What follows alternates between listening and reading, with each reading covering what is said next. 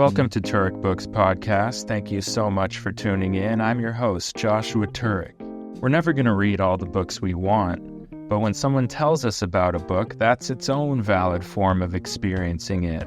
Our guests come in to talk about the books that left lasting marks on them as readers, and that becomes a springboard to who they are, who I am, and maybe who all of us are. So sit back, relax, and enjoy it. And who knows, maybe you'll end up grabbing a book or two. Maybe you've read some of them, and it's nice to hear someone else talk about them. We want this to be like a book club, but without the guilt. Thank you for tuning in to another episode of Turek Books. We're so glad to have you back, and I'm so excited for our guest today. He's a writer on the show, Dave. He's a stand-up comic, and I'm just so grateful to have him here. Biniam Bizuneh. Hey, man. Thanks for having me. I'm psyched to be here. Good. Yeah, psyched to have you. You and I, we've really only encountered each other in little dashes over the years, but we've always had good conversations. Yeah. I remember we did a Don't Tell when you were kind of deciding to come back to comedy. Yeah. And it was like, I don't even know when, it was just like a year and a half ago or something. And then we had a mutual friend who you play tennis with. And then we're like, oh, shit. And then I had seen you blowing up on TikTok and Instagram and thought that was cool. And you were like, and I remembered we were a long time ago. You were making like a movie with Bob Saget? Yeah. I remember I just have encountered randomly throughout the years, like all of my friends like in comedy or whatever would have some connection to you, like Christine Medrano or like Brody or Hamid Weinberg or something. And I was like, oh, this guy's cool. Yeah, we've kind of orbited each other. Yeah. I remember seeing you at this open mic in West LA that like not a lot of people went to, and you just like, it was probably when we were both first starting out, and you kind of just were like kind of glowing on stage, and I was like, oh yeah, I'm not going to be seeing much of him. I came across one of your Harry Potter jokes on the internet. It was very funny, and I was like, also this like, guy well, reads. If you read a book 20 years ago, maybe he's still flipping through them. I don't know. Well, you know, it's funny you say Harry Potter because this first book here, this book I listened to and I read. Okay. I kind of went back and forth. You ever do that? No, I've heard of this method. Talk to me. So if you feel like, you know, I'm always driving around, right? In LA, you got to drive. So there will always be like 30, 40-minute intervals where like I could listen to a podcast, I could listen to music, I could call someone, or I could listen to the book I've been reading. And I got this actually in like a chain mail type thing where one of my friends posted on Instagram like, do you want to join my book chain mail thing? Here's this address. Let me know if you want it, and then I'll send you the address to send a book to. And if you post that, then the people who follow you will post your address to their other people, and you'll get like so many books. So I got like 10 books or something in the mail. Oh, cool. It was pretty cool. And this was one of them. And so I started reading it, but then I was like, I got to travel. So I downloaded it, and then I went back and forth. And when people ask if I read it, I feel really like I can't say I read it if I listened to it. So I'll be like, I listened to half and read half. I will not lie, okay? It was a complicated experience. I hate whenever someone's like, yo, I just heard. I'm like, bro, you read that on Shade Room. You didn't hear from anyone. I just heard that like fucking Taye Diggs got divorced, bro. Anyway, this book, it's called The Fourth Wing. And it's funny you brought up Harry Potter because this book is kind of like, I would say there's been a whole genre that has come up in the wake of Harry Potter, which is, oh, okay, we're going to build a world. There's going to be like a school to go to where you're learning something. And then they're just variations of that. This one is kind of like Harry Potter meets Game of Thrones. So it's people going to school to learn to be dragon riders. Okay. And they say fuck and they have sex. Okay. So R-rated Harry Potter meets Game of Thrones. If you like any of those things, I mean, this is kind of the book for you. The one drawback I would say, and this is something I felt about Twilight as well. I read the first Twilight because people were like, this is the next Harry Potter. I think they meant in terms of popularity, not necessarily in terms of content, because half of Twilight is just the girl talking about how hot the guy is. Just like, I stared at his cold eyes and gaze of his, sharp chin and whatever. And I was like, what the hell is this? And this book has a little bit of that because it is it's a female writer, female protagonist. And she is like, she's hitting the little romance in there. Yeah. But the world building is just as good as that part doesn't even come into like 3/4 of the way through the book. So when they have sex, you're like, whoa, this is graphic. But I guess they have graphic violence, so it's like the same thing. I just wasn't used to reading that. Yeah. Those were the only parts of the book that I was kind of like, okay. You were ready to move on. Yeah. Because I was going to ask, did it mean more because there'd been so much world building, or was it like, wait, whoa, this doesn't belong here. I'm kind of in my happy fantasy land. I'm sure you must have talked about this on the podcast before, like how women are more able to visualize things, right? So in a lot of like those smut kind of books you get at the airport, the romance novels or whatever, they're still big sellers. That's because right. that can be like porn for a woman, right? Like you can just read about some shit. All you need is some hot prose and that gets you going. And so I think she's doing some of that here, but it doesn't do the same thing for me. Yeah. So I just was kind of like, okay, I'm not really identifying with her in this moment. Yeah. But I'm sure there are some other readers who are like, it's got all that plus it's got fucking, I jacked off to that part. And I got excited about what the story was going to be next. Man, this was like a porno meets Harry Potter. What a great thing. Or like someone who's not a reader, you're like, hey, if you work for it, you're going to get to the good stuff. I'm sure there's a lot of people who only read those kind of books. There's like TikToks where it'll be like an old woman on a train and someone's like filming behind her and you look at the page and it's insane. Yeah. It's just like I pulled out his throbbing member and slapped it across my face, and it's like some lady who looks like fucking, Betty White or something. Yeah. And that is always surprising to me because I'm like, I just would rather watch porn if I'm gonna, Well, that's what they say. There's like that, difference in the sexes. I guess like men are from Mars, women read pages. That's what I heard. That's the saying. Yeah. No, we had Harper Rose Drummond on here, and she was talking about reading an erotic book on the train and the sort of ethical questions that are posed, because if you're looking at porn on your laptop or phone, whatever, on the train, that's not allowed. Mm-hmm. The book, I don't know. Well, it's because it takes an extra step, like and like there's a lot of people who they're not going to read the words of your book. You have to look over the shoulder real intently to pick up what's going on. There's no sound. It's all happening in your head, which is the best part of books and Stand Up in the Dark. There's no visuals. You get to make up whatever the visuals are. So the part that is obscene that would get you kicked off the train is actually happening in here. That's right. So and on a train that could be happening in there anyway. Yeah. So in fact, it usually is. It probably is. Yeah. What else is there to do on a train? Hogwarts Express? I'm going to school. Well, and when you had asked me about audiobooks, I think that's what keeps me away from them, because I like the voices in my brain, and I just think there's something impactful about like those being awakened by the word, and then they're kind of my own little murmurs rather than something so distinct.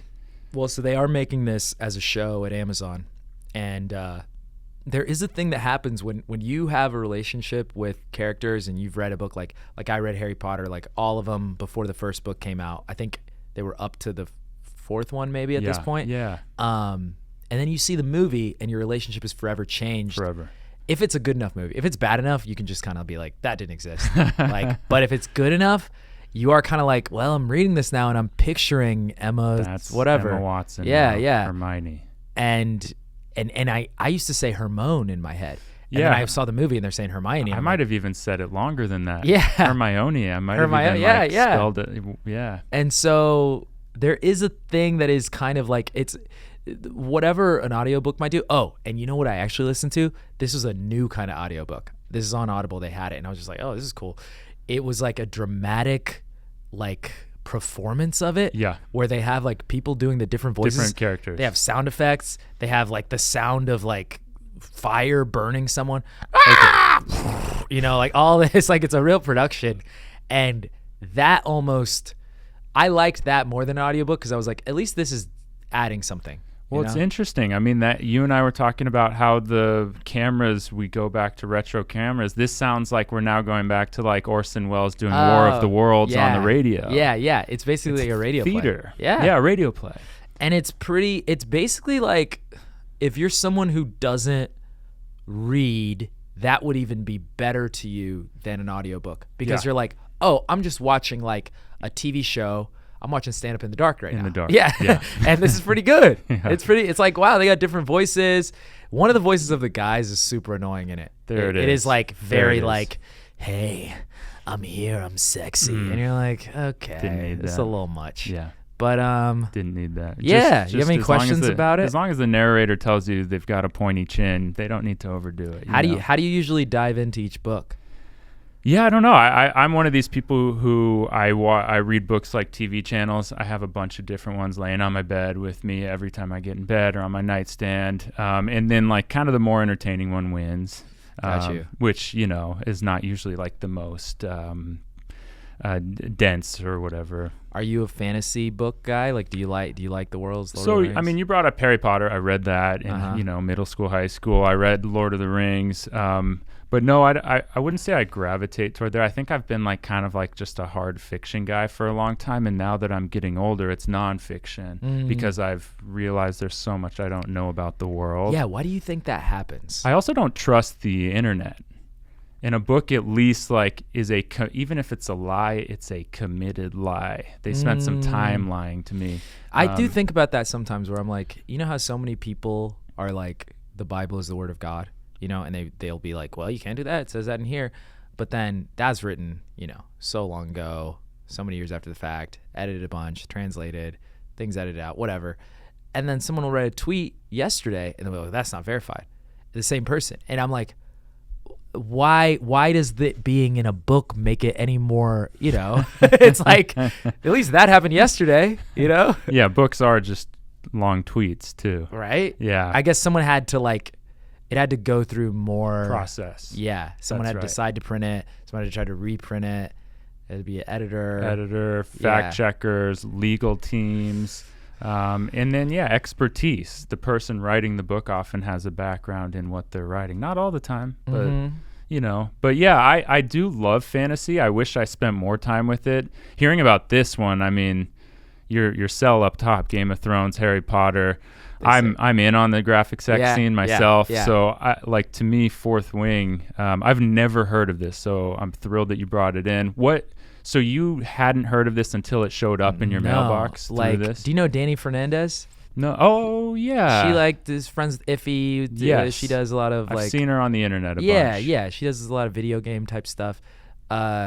She was my pal on here. Somehow someone sent my address was sent to her. Yeah. And then she sent it to me and then put a note in here, DM me being like, yo, you ended up being the person I was sending stuff to. So I think you'll like this book, whatever. And then I did. And it took me a while to read it, maybe 6 months, but I finally did. And then I hit her up and then we talked about how much we love this book. That's so because cool. It's a great, the world building, great, very detailed, real, great protagonist. They do they always have to do this in these kind of things. Anime is very similar where it's like you have a protagonist who has something wrong with them. Yeah. But they are still the chosen one and they have to try to succeed despite their clear deficiency, whatever it is. And then you have a world. And then the thing about this world that feels a little more dangerous than Harry Potter is all these kids who are joining this dragon school. It's like there's other things you could do. This is the most dangerous one. A lot of people die in just training, and that's normal. Right. So that's considered weeding out. Okay. So anyone could die at any time. Stakes are high. Stakes are super high. That's And cool. there could be any character that you've been growing to like could just be dead. Very much like Game of Thrones. Yeah. That's another comp in there. So that was story changing when Game of Thrones started hacking off Ned Stark's head. It's like the anti kind of Hollywood franchise thing where everyone survives because you got to make the sequel. That's right. Game of Thrones, they're like, it's already written. And story. He was killing them off. Yeah. Do you remember the book you sent in that mail series? You don't have to either. Wait, let me think. Actually, I do. I sent the Ta-Nehisi Coates book, Between the World and Me. Okay. Book about him writing this kind of novella to his son about what it's like to live in the world as a black man. Yeah. I would love to say I sent it because I wanted someone to learn more about what that's like. But really it was I had forgotten that I had it, and someone gave it back to me that day that I had let's read. And then I was like, let me put this back into the world. I've already read this. And it was like a book that I'd already read. So it was moving. Yeah, it was already moving. in transit. And you're like, you know what? I was like, I don't need to. I've already gotten this knowledge. Great book. Very good writing. Very good prose. Yeah. Yeah, I remember seeing it everywhere when it came out. And you didn't read it. I think Wow. I skipped that one. Look at this white guilt, man. No, I think it's one of those things where, there will be. I'm not even gonna say this. His book is. People will associate his book with this type of thing. Okay. Whether it's a movie about civil rights or slavery or whatever, and these days, I would say there was a world when those were hot, right? Yeah. And then there became like a turning point where everyone is like, well, who are these for anymore? Because like white people don't want to see them because it's like, okay, we get it. I'm going to feel bad this whole time. Black people don't want to see them because like we already know. So then it's like, who's going to watch? Like Indian people? Like, like are they just like, oh, I'm just watching this as a, non-involved member. This is just interesting. Oh, history, because I just like, that's why I don't think I think those kind of went out. They'll probably come back again when we start to forget our history and stuff repeats. I'm not saying that they're not valuable and good because all history is good and valuable, but from a financial point of view, there probably won't be a huge blockbuster slave movie. Like that's why that Will Smith one kind of failed, you know? Yeah, no, I think you're onto something too. Is like I know it's your favorite topic. No, the book industry is an industry. Yeah, and so maybe they're well-meaning, or maybe like this is the conversation that they feel meets the moment. And but maybe it was those books that changed. Like those books came, that conversation happened in a big way, and now it was like, okay, now let's go into more nuanced realms, or magical, whatever, blah blah blah. Yeah. Right. Well, that's why they made like that book Underground Railroad or whatever. Was that they made the show on Amazon? Barry Jenkins directed it based on a book, but it's like magical realism slavery. They were like, okay, we need to add another layer. No one wants the straight thing. Gotcha. Yeah. Well, yeah, we had Justin Simeon on. Oh yeah. Yeah, Dear White People, and he was bringing up how like a lot of these even sci-fi tropes and even into the magical realism, a lot of that was grappling with race in metaphor anyway. So like that spawned a lot of these genres. And I guess so it's like, it's only in the last whatever amount of time where there was like, oh, we want it about the thing itself. Right. And then, that time passes and they're like, okay, let's see what else there is. Yeah. And there is so much else. Well, we were talking about the idea of like if it's written down, that makes it more believable. This is a book that really grapples with that. It's called The Holographic Universe. Okay. You ever heard about this? By Michael Talbot. Yeah. I don't think I mean, maybe I've seen the cover once or twice. What's going on with it? So this book came out, let me see the exact date. It's like a long time ago. This was first published in 1991, and then it was republished 2011. It is a book about quantum physics and the idea, like more the fringe range of quantum stuff. So if you believe something enough, you can actually affect the molecules and make them do what you want. It's based on that, even that idea of like when you're observing them, they behave differently than when you're not observing them. Right.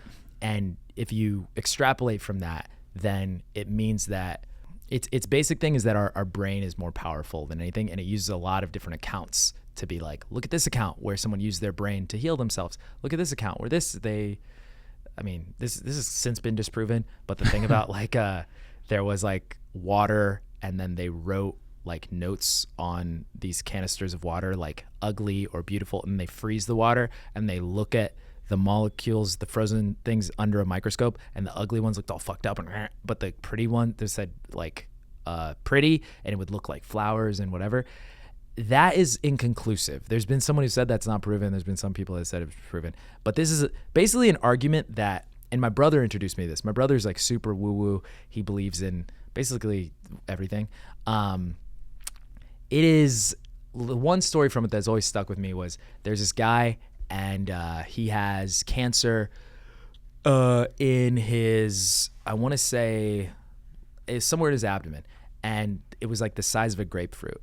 And he was like terminally ill, and someone decided to do this thing where they're like, oh, this guy is going to die anyway. Let me give him a sugar pill, but say that it is this experimental cancer drug. And so they tell him, hey, this is an experimental cancer drug. Try it and take it. And I don't know like how long he took it or whatever, but basically after taking it for an amount of time, this cancer that's the size of a grapefruit goes down to the size of a pea.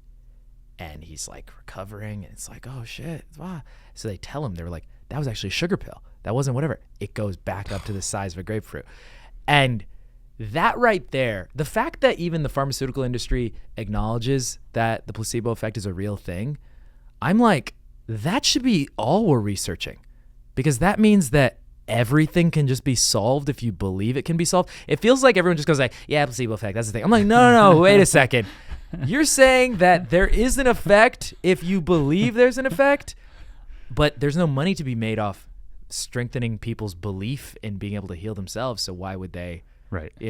So it's a thing. I can't even remember all the parts of this book. I read it when I was in college, but it stuck with me and I bought a newer copy when I saw it at a bookstore because I had lost it, but it stuck with me for that just simple belief of like, oh, our brains really do affect not only our bodies, and then the next thing is they can affect the outer world. If you really are like, whatever is manifesting, or you put this kind of energy into the world, that's what you receive back, that kind of stuff. Well, in a pragmatic sense, everything that we do does start as an idea or an impulse. Yeah. And so we then, if we're using our hands and tools, make it into something that did begin in the mind, right? Yeah. I've been reading Chris Hedges, who's like super cynical about America, and he has a chapter in Empire of Illusion where he talks about how positive psychology was actually sort of invented by, or pushed by companies, by corporations, to make happier workers and to place the onus of failure or success on how much we're manifesting or not manifesting. And I do agree with him to an extent there, but just you live a long enough life and you do understand the power of your mind and the power of the invisible world and how you act upon it or don't. I mean, it's hard for me to really like fully engage with any like strict religious belief, like the idea that like what is written here is literally true. I can engage with like the metaphor and with the this is like good morals, or this is a good way to live, or whatever. But where I do actually engage with like the kind of invisible world or the things we can't touch is like creativity and ideas, and like Elizabeth Gilbert. Yeah. That book Big Magic? Never read it. Okay. That's a book I could have brought. That book's great. But she talks about how like when she wrote that book, Eat, Pray, Love, it was such a big success and nobody thought it was going to be that big. And then they give her this big advance for the next one. And then she's feeling all this pressure. Like, how am I going to live up to all of the how big this other book was? And she's like all this writer's block, and she starts like looking up like creativity, trying to figure it out, looking up genius because people are calling her a genius. And then she finds out that like in the old like Greek and Roman times, they wouldn't say that someone was a genius. They would be like, you have genius. Right. And then it was a thing that you just kind of like, you inhabited it. It inhabited you for a bit. You were a vessel. And then that started making her creativity feel like less that it was her doing it.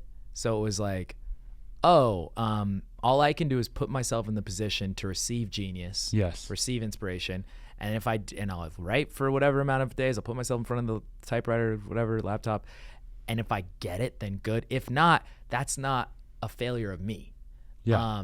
And I love thinking about creativity that way. She tells this other story in there about how, have you heard this before? She tells this other story in there about how she thinks that like ideas are their own living things. So like she had this idea about this woman whose husband, it was like set in like the 50s. This woman's husband was in charge of this like company that was cutting down the rainforest in South America, this lumber company. And he ends up dying, and then this housewife has to fly to South America, like Brazil, and take over this company that's cutting down trees in the Amazon rainforest. And very specific idea, specific era, all this stuff. So her partner gets sick. she's unable to like work on the idea because she's like taking care of her partner. At some point, she goes to a writing seminar thing. There's another woman there that she meets. She becomes good friends with this woman. At some point, they like are saying bye or whatever, and they just do like a peck on the mouth with each other, kind of stuff that girls would do that men don't do. Okay, and they later, maybe months after this, she asks this woman she met what she's working on, and the woman tells her it's a story about a woman in the 50s. Her husband dies. She has to go. It's the same exact thing. She never told it to her. She never said anything to her, and it kind of strengthened this belief that she thought that like if you have an idea and you don't work on it, it will pass on to someone else. And they thought that it passed when they kissed each other. In that kiss. Yeah. No kidding. Yeah, no, it's real. I mean, it's like whether we're antennas or we're just like vessels for the collective unconscious to stream through, and how we prime our vessels for that to happen or not. It's real. I remember once I like wrote a script. I thought it would be funny to do like Paul Revere's Midnight Ride, but like as just a funny comedy. Yeah. I'm like 24 at the time. I finished the script. It's not good, by the way. It was bad. Stupid idea. But I finished the script. I go on like deadline, and I swear to God, the day I finished, it was like Johnny Depp announces new Paul Revere movie. And it was like, I mean, you've been writing scripts long enough and in comedy, the way people have similar jokes. It's like, we're existing in the same environments with the same in the same time. And that's the thing is like there's always two ways to look at it. You could go like you could look at ayahuasca this way too, where you go like, are we seeing the same thing because we all are all very similar and we are having the same stimuli, and that makes us then come up with the same ideas? Or if you want to say it about drugs, it's like, are we all seeing the purple woman because our brains are the same and the drug hits our brain the same way and it shows us the same fake thing? Or is that idea a real thing that left my brain, went into his brain? Or is that purple woman a real thing in another dimension that we're accessing? And you can never get the real answer to that. It's just like believe whatever makes life more interesting to you. Yeah, and I mean, it does make life more interesting when you like start paying attention to those things, because there's something really magical about it that defies like sensibility and fact, but it happens so often that if you're paying attention, that you're like, okay, this is cool. There is some connection here. I mean, this book, so this book is completely on the side of like, the invisible world is real. Everything that has happened in creativity and ideas is all from the brain. This other book, I'm going to skip a couple. This book is all about pretty logical answers, all about how humanity formed, why it formed. And he uses Sapiens. He uses, I don't even know how to say this guy's name. I think it's Yuval Noah Harari, I think. Yeah, that sounds good. My dad actually told me to read it because he's retired now and he just reads nonfiction. That's like his favorite thing to do. Sounds like a dream. Yeah. Just like you said, when you get older. That's why I asked that. I was like, why you had asked that, and we dovetailed into something else. Why? I think you get to a point where you're like, oh, there's still so much to explain. And I've seen how much is broken, and I do like want to fix it, even though I know I'm not going to be able to. But also maybe you just go like, oh, I'm more aware of my own mortality. I'm older. I don't have time to be wasting being in some fantasy Harry Potter world. I want to know about the real world. Yeah. That I'll only be in for another 40 years or whatever. Yeah, right? That I keep stumbling through and messing up in. Like, okay. I've made mistakes in this world now. Yeah. I need to know more about it so I don't do more. But this book is all about how did we get to where we are now? But his theories are kind of like, they're very common sense, but they're funny almost in their simplicity. So he's like, this is the thing I think about all the time. I'm like, okay, so we have dogs and birds, but a bird like 10,000 years ago, pretty much the same as a bird now. A human 10,000 years ago, we've made so much progress in culture. Biologically, we might be pretty similar, but in terms of how we move, how we communicate, the world is so different. What makes humans, why do humans pass on things to our kin and our next generations, but dogs don't? Dogs don't make any evolution. And he says the main reason humans have evolution is, one, written language, because you can pass things down, but two, gossip. That is a normal part of our like evolution. It's that there were, this tribe is like, hey, I heard they got salt over there. What do they got? Oh, hey, we got this over here. And there's a natural inclination to share information and to get, what do they have that we don't have? Did you hear that he did that? And that natural inclination is what leads us to actually want to even write things down. Because it doesn't matter if you have written word if you don't, like, what are you using it for? And it was just like to say, oh, I saw, like on Ancient Aliens, you know how they're always talking about, like, this cave drawing is actually them seeing an alien. I saw a golden chariot in the air, and like that inclination that you have to write that down is why we have evolved. Just because we want to share things. Yeah. And that was like, I was like, oh, I would never have thought that. Well, is dog society not evolving because we're in the way of their evolution too? Like, is our evolution kind of loud? We're paving streets. All I know is like my poodle couldn't last. We've also changed their evolution, for sure, right? For sure. I would say yes, but then there's also just dogs just out in the wild, right? Or like wolves. Yeah. And they're pretty much doing the same shit. They're pretty much doing the same thing. Yeah. And even here, a big reason why you could say this is true is these tribes that have been kind of cut off from like the world, human tribes who are either in Amazon rainforest or on random islands that are waterlocked. They don't have Wi-Fi, you know? And it's because they're not sharing. Nobody's coming in to tell them this. No one's saying, hey, you guys are still fucking putting leeches on each other to solve medical issues? Don't do that. Here's a vaccine or whatever. So you won't, unless you have constant sharing of information, you won't like progress. Yeah, and now like we see that they're doing the leeches, and we're like, oh, actually, that probably is better than the vaccine. Yeah, we just keep going in circles. We think we're going. It's always one step forward, two steps back. Dang, I wish we had given you Wi-Fi. This book though, like you could go to any page and there will be something that's just crazy. Like I haven't even gotten to this part, but let's say, okay, the marriage of science and empire. How far is the sun from the earth? It's a question that's intrigued many modern astronomers. He says, blah, blah, blah, the Royal Society. This is more history. Okay, so there will be stuff like this, okay? And I don't know if he made these up, but they are very funny, but also they seem so true. So he's like, this is the entrepreneur's dilemma. No bakery, no cake, no money, no contractor, no bakery.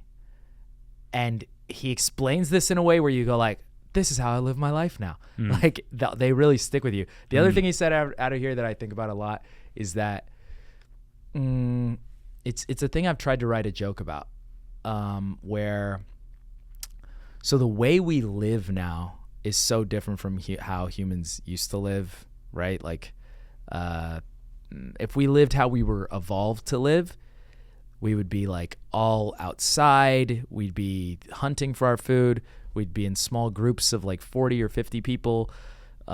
We'd have sex with all of everybody. No one knows who their fathers of the kids are, because like I think this is something that I read in here, that the women would want to have sex with all the men because they believed that all the cum combined would make the strongest, best baby. Yeah, they get the best attributes from each sire or father. Whatever. Yeah, because they didn't know that it's only one makes it through or whatever. So then none of the fathers know who they're like, this kid is all our kid. Yeah. So the village takes care of the child. Yeah. And it's very communal. And the way we live now is opposite in so many ways. It's so individualistic. It's like we don't get just the basic things that are like, because it took us so long to even evolve to that. It probably took like however many hundreds of thousands of years for us to evolve to being people who live outside, hunting this way, sleeping this way, whatever. And now I don't like, even if you go back 2,000 years ago, we weren't living too much differently than that. But now we're living so much. So we've progressed so far on a technological level that our actual, like the way our instincts work haven't evolved, which is why we still have things like anxiety, which serves no purpose really now. Like it used to really serve a purpose when it was like, am I going to have enough food for the winter? Or like, is this bear going to kill me outside? But now it's just like, am I going to have enough people at my birthday party? It's like not as helpful, but it's still there. And so I think a lot about how, like, in our society, there's so many people that are on different drugs, like whether it's antidepressants, anti-anxiety meds, weed, alcohol, Molly, whatever, mushrooms. And it's like, of course you need to be on that. Think of how we don't get the things we normally need. We're attempting to cope with the unnatural. Yes. Post-industrial revolution, like you said, individualistic, the concentrated effort to keep us individualistic. Yeah. And those psychic forces, talk about the invisible and the physical. It's a lot to grapple with. And I think that it made me, because I was trying to look because I take Prozac, and I was like, and then before I started taking it, there was a lot of like shame around like, man, I don't want to have to need something, and oh man, I'm just getting addicted. What if I want to get off at some point and I can't? And then I was like, unless I want to go live in the woods and be like Captain Fantastic, I should probably I should accept that I can't just raw dog life or whatever, because what I'm trying to do is to live without all the nourishment that I need. And if I want to keep living in this society, I need a little help. This society's drugs. Yes. Yeah. And that made me have like no shame. Yeah, no, I bought a $20 smoothie before I came here. Yeah. I was like, all right, if I gotta be loaded up, let me load it up, you know? Yeah, and let me get the things. Let me get this. Let me take some things from the outside world so I can make it through a day in the synthetic world. Supercharge me with nutrients. I would never have all at once if I were in nature. And let's attempt to do this thing. That's why I love fake food so much. Like I will order like a smoothie bowl from Earth Bar that has like all this stuff in it, like probiotics and ashwagandha and blue spirulina and all this stuff, because I'm just like, let me just get all of it together. Protein. I just want it for fuel. I don't care. Well, it's like maybe if you take all the indigenous medicines from around the world, they might equal one sane moment. Put some ayahuasca in there, put some peyote in there. Let's just get it all. I don't have to eat again for a couple weeks. Oh man. Yeah, how far are we from ayahuasca smoothie bowls? Oh, not far at all. No. Well, what they'll do is they'll be like, this is like CBD ayahuasca. That's right. Doesn't affect you psychically, but it will make you have flashbacks, but not in a way that is like you can still function. You can still drive. You can still drive. Yeah, it's just not on the freeway. Let me see what else I got. Yeah, Sapiens is one of these books that everyone has recommended over the last 10 years, a pop science like phenomenon bestseller. It was at my free neighborhood library one day when I was on a walk, and I was like, you know what? It's time to read it. I picked it up and I go, I don't want to take it with me on the rest of my walk. I'll get it on the way back. It was gone. It was gone. And so it keeps missing me. And I also get skeptical of like, okay, Bill Gates recommends it. Barack Obama recommends it. You know, I'm like, New York Times recommends it. I'm like, okay, the mainstream loves this book. So I have to go. Why? Is it just that entertaining? I will say that it kind of like Harry Potter in that it is undeniable. It's infectious. You can't, like, no matter who you are, people you hate and love will both like it. Yeah. You know, that's the true mark of something great. Right. Where it's just like, I hate whenever someone stops liking something because they're like, I don't like the fans of the thing. I'm like, what does that have to do with the thing? Yeah. That's like, is this completely that is separate? a byproduct. Yeah. So it's very good. Okay.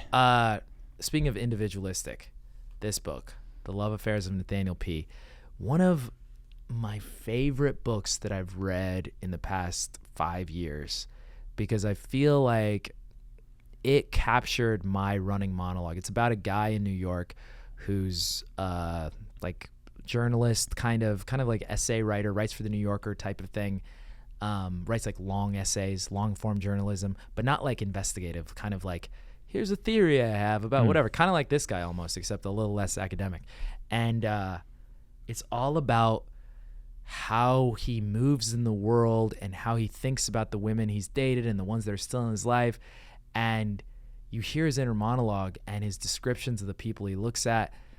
And I saw myself in it a lot, for better or worse, because this book, and you read this book and you can't believe it's written by a woman, because you're like, how does she know? You know? Adelle Waldman is her name? Yeah. Wow. And it is very funny. If you're a man who's like just lived, you will see yourself in it, and it may not be a flattering look, you know? Yeah. There's a lot of just great prose. It's like, how does she know? It's like, oh no, maybe men just aren't that deep.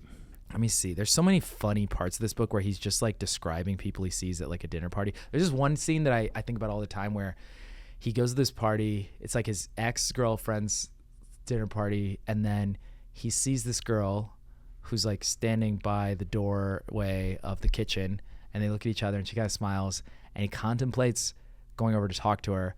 And then he pictures her crying, and he's like, yeah, I don't really need to do that. And I've had that same exact kind of thought of like, am I going to add to this person's life?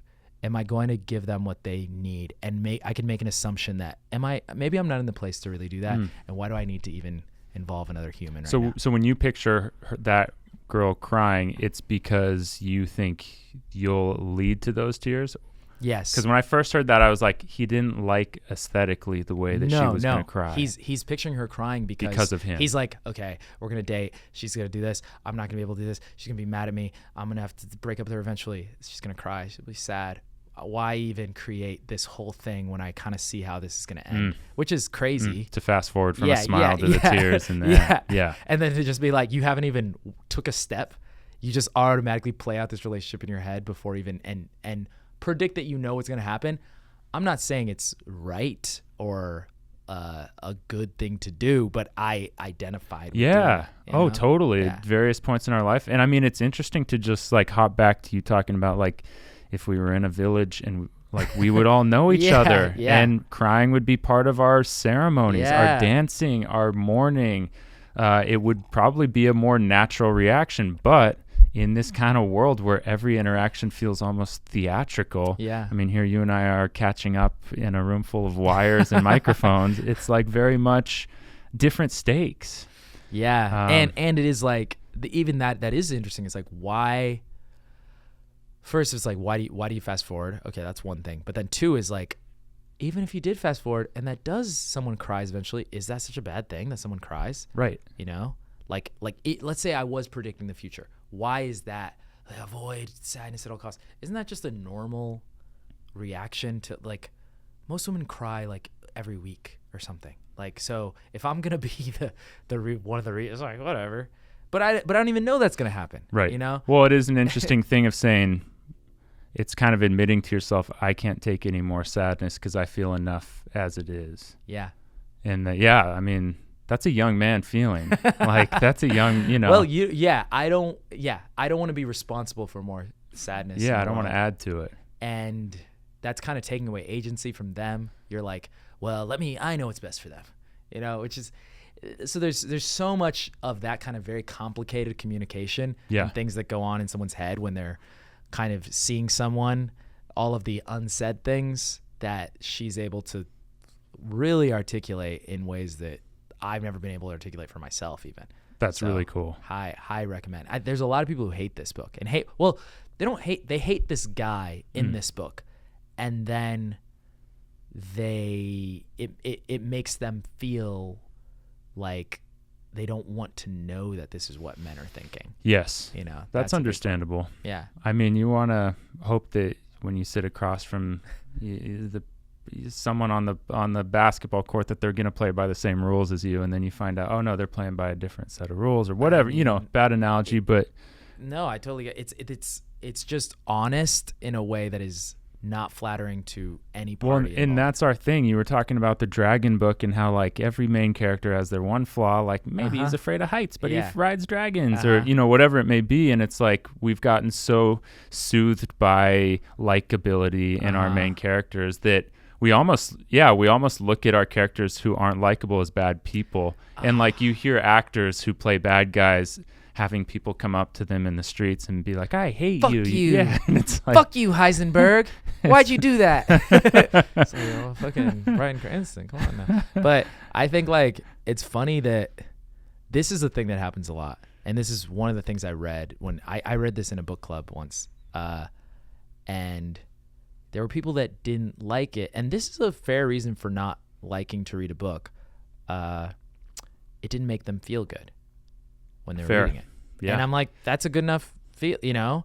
And it's a slippery slope because there was a part of me that was interpreting a little bit of like, you know, the one-to-one where sometimes there's like a racist character in a book. Like he's kind of like misogynistic at parts or whatever, and then you interpret the book to be misogynistic. And I'm like, well, no, the character is, that doesn't mean that that's the perspective of the thing. Like, we're not gonna watch, I don't know, we're not gonna watch Schindler's List and be like, Spielberg is anti-Semitic, right? Because he's from the perspective of a Nazi, right? So there's a little bit of like media reading that I feel like, especially with I don't want to sound like an old man and be like the younger, but like there's definitely certain things I've seen on the internet where I'm just like, oh, they're not really reading it. They're just like going like, bad word, bad, you know? Applying moral values to stories which require human illness and incongruity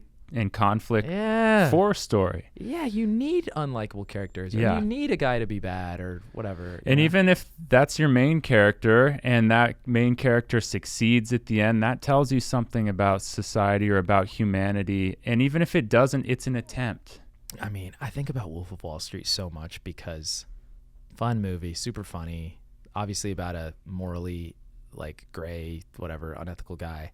But the end of the movie, he's out of jail. He's teaching a class to people about how to, and the movie's about him. He got the rights. That movie is basically saying like, it's not that bad. Yeah. This was that bad, you know? Catch Me If You Can was the same way. Yeah. DiCaprio movie. Well, and all the bros have like, now like memified Wolf of Wall Street as a way of like encouraging this behavior. Yeah. And then I'm like, and then people will be like, they read that movie wrong. And then I'm like, if you watch the end of the movie, I don't know that the movie's saying something different. Right. And if you watch the way the business world... Yeah. I was in line at a taco stand the other night, and this guy who apparently frequented it a lot, and he gets a burrito with all the meats in it, was talking to me about the hot chicken craze. You know, these like red hot chicken, Howlin' Rays he was telling me about. And he said the guy in New Orleans who invented the hot chicken, the backstory of it was his girlfriend caught him cheating. He didn't know that she found out, so she decided she was going to make his chicken so hot that it was going to burn his tongue off and he'd learn his lesson. Then he ate the sandwich and he loved it.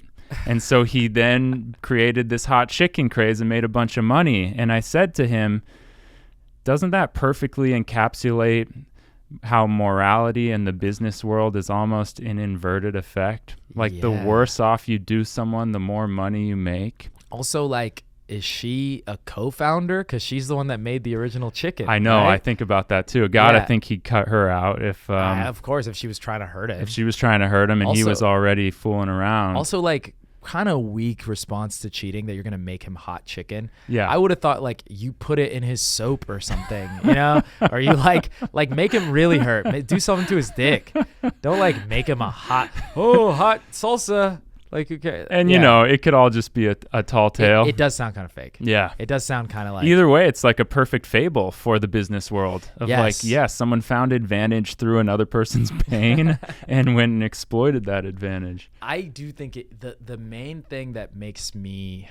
I think this is really funny. Like, someone trying to be mean to someone else and the other person not only not picking up on it, but also taking it somehow as a positive, right? And that making the person angry. That's how I always, if I ever have like a YouTube comment or something that's like obviously trying to be like, man, fuck this guy or whatever, I always act as if I don't get it, and I'm like, and I try to interpret it like it's good because it's very funny. That's amazing. I'm always like, thanks, man, I've been trying. yeah, like in a sincere enough way that it doesn't read sarcastic. Well, either. it'll be like. Fuck this guy. And I'll be like, I agree. I don't like that guy from the video either. Yeah. Thanks for supporting. I've been working on this for a while, you know? Where they're just like, this motherfucker. So you're doing, that's like, it reminds me of like a Steve Martin character or something. Like it's such a great comic effect. And like Borat does it too. Like just like being like, you can't even be affected by the world because you're on a different plane of existence that doesn't even play by the same rules. Yeah. It's very funny. Yeah, very funny. Okay, last book. This brings it all together. It's called Replay. This is fiction. It was written a while ago. Maybe it came out in the 80s, I think, or maybe 70s. Let me see. It's written by this guy. It's very, very interesting kind of lore behind this book. first edition, 1998? No way. 1986 by Ken Grimwood. So this is a book about, and this was before Groundhog Day came out. So Groundhog's Day came out. It's a book about a guy who around like in his mid 40s, he dies of a heart attack, and then he wakes up again at the age of like 18. And everything is the same. No one else knows. He is in his same body, and he doesn't know what's going on. He doesn't know if it's a dream or whatever. So he just tries to live his life. And, you know, he tries to like remember like, oh, what can I like bet on? What like sports could I maybe get rich off? And then he gets to the age that same exact time that he died before, dies again, same exact way, wakes up again, this time a little bit earlier. Now he's like 20, and same thing. So he just gets to keep on reliving his life, and his life gets like shorter and shorter and shorter. And he tries all these different things. And it was like it was before Groundhog's Day. So it was kind of like an invented that style of storytelling, but it's a little different than Groundhog's Day because it's your relives are like 24, 30 years long. And you can be like, I'm going to try this life. And then you will, it's much more like, did you see that episode of Rick and Morty with the remote? No. Okay. There's one episode where Rick makes Morty a remote control so that he can rewind things whenever things like don't, like whenever he talks to a girl and he says the wrong thing and he wants to try it again. And so like a lot of the episode, and this is ruining the episode, but it's still good to watch. He talks to a girl, but he keeps on rewinding so he can say the right thing, and he finally does. And then it just plays out the relationship for like a long time, for like 10 minutes, but the 10 minutes are showing like months and months and months. And then at some point he like accidentally presses the button again, and it goes back to the first moment before he did it. It was like a rewind or something. And he goes up to her and he's trying to tell her about the life they have and all this stuff. And she's like, what are you talking about? And that is very much what this book is, where, you know, you have kids, live with them. They're 15, they're 16. He wakes up at 21 again. It never happened.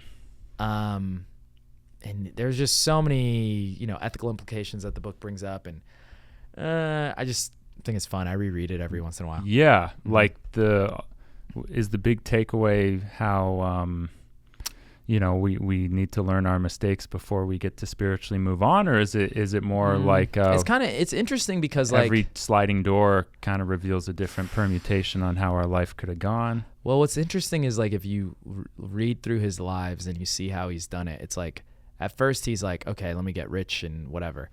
But then he's like, let me try to find somebody maybe. And then he's like, none of that richness matters. I've already done it. And so it's kind of about like, these are the things we go through in one lifetime, you know, like people go from wanting kind of material success, and then they go like, I want emotional, and then they go like all that matters. Then people go to religion, you know, like this always happens. They go to nonfiction, like the Bible, right. of course, the best nonfiction book of all time.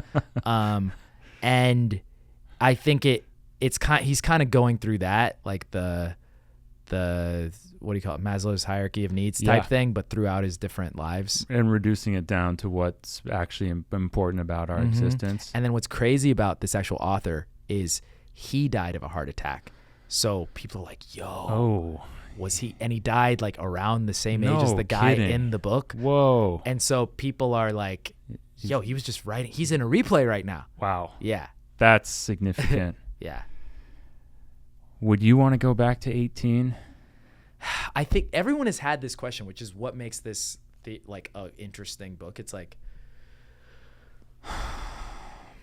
it's hard because on one hand, it's like if I went back to 18, I could make I'd invest in Bitcoin. Yeah. I would, but then you think about like, what can you actually do? You're like, I don't really know how to make a phone. I don't really know what the internet is. You get like a minimum wage job and live on the streets for like 3 months and then invest that money in like, Bitcoin or but Microsoft. Like actual inventions, kind of, I don't know how to do them. No. So like that would happen to most people. You would go back and you would be like, just do Uber. And they're like, what's Uber? You're like, it's an app. What's an app? It's on a phone. What's a phone? You wouldn't be able to do anything. But I could predict, okay, Obama's going to win. Like maybe people wouldn't believe that. Like I could do some big and invest in the right stocks and like Apple, Tesla, but then it's like, okay, you can't share with anyone how you did this. Could you let go of that? Could you be like, I don't really care, whatever, I already forgot, I'm just in this lifetime? Humans are pretty adaptable. Yeah. But it would just be this weird secret you're holding on to, and if you told anyone, they would just think you are insane. Yeah. Unless you'd have to do like the movie scene where you prove it to them. You're like, okay, watch right now. Those planes are gonna go into those buildings. Watch. And then probably you get arrested. Would you try to stop 9/11? I was 15. What if 16, you went back? How old were you when 9/11 happened? Yeah, like 16. You were 16? Yeah. So what if you went back to 13? Would that be one of the things you try Yeah, to do? what? Then I write a letter to the White House. That's the thing, is like you don't have much power. Even if I was this age at that time, I don't know. What can you really do? Well, and you write a letter to the White House, and they're like, he knows the plan. Yeah. They're like, we got to get rid of him. Or you write a letter to the White House, then it happens, and they go, how the fuck did you know? Yeah. And you're like, oh, I was saying that like it was the White House's plan. Yeah. I know. You're saying, I'm saying either way. Yeah, either like, way. If it was inside job. No, you're right. Or not an you, inside job. Or not an inside job. There's basically no benefit from trying to stop bad events. That's right. And then they passed the Patriot Act, which means that they can imprison you indefinitely without legal representation. Mm-hmm. So you just become their little oracle. Yeah. And things aren't working out for you good in Oracle land. What's going to happen next year? It's just Obama coming in. Just chained to how you doing, wall. man? Where's Osama? We want to kill him, and your country thanks you for your service. Followed the pornography in Pakistan. Yeah, wasn't he found with a bunch of that? Yeah, I think he had Family Guy, and he had like David Goes to the Dentist. He had like random YouTube videos just downloaded to his hard drive. Okay. Because I don't think he had. It probably was like, there's probably some guy's job to be like, get Osama all the pop culture. Yeah. Get him season 2 of fucking The Office.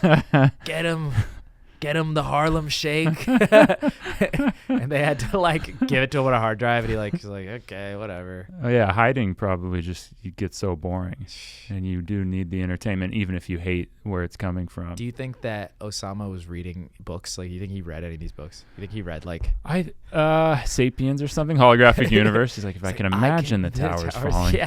Yeah, I don't know. I mean, I read this Gore Vidal book that really kind of humanizes Bin Laden in a way that we didn't get through the media, and just the fact that like, well, you did build military bases in Mecca. I mean, I think about that all the time, where it's just like any sort of any like simplistic thing where you go, these guys are evil, these guys are good, is like obviously not true, because in their mind they're not evil. Yeah.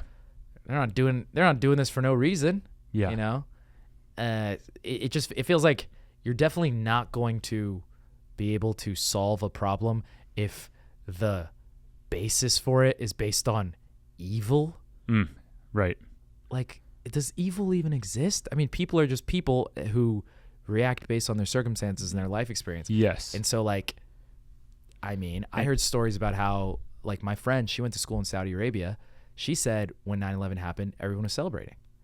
And I'm like, it kind of makes sense. Just like we're over here, we do something great, kill somebody, everyone's like, we got him, but there might be people there that are like sad. Yeah. So it's not surprising to me that someone could be like, and it's funny that it has to be like, someone has to write a book and be like, well, actually, he was a human. Well, yeah, because the narrative of self-interest is going to tell you, like you're saying, he's evil because he doesn't vibe with our self-interest.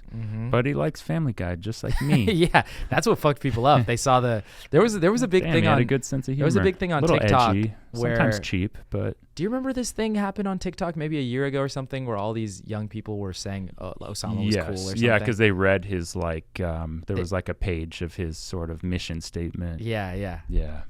I mean, is that what we're ending on? Osama's cool. Yeah, jeez. The last 10 minutes of a conversation always get dangerous. Dude, what an amazing pile. What an amazing way you took us through it. I love this conversation. I'm really grateful you came in and brought such an engaging set of books. And, engaging you. Thanks, man. I appreciate it. Thanks for having me. Yeah, Biniam Bizuneh. Check everything he does out. Is there anything you want people to check out specifically at the moment? I'm at Biniam Biz, BINIAMBIZ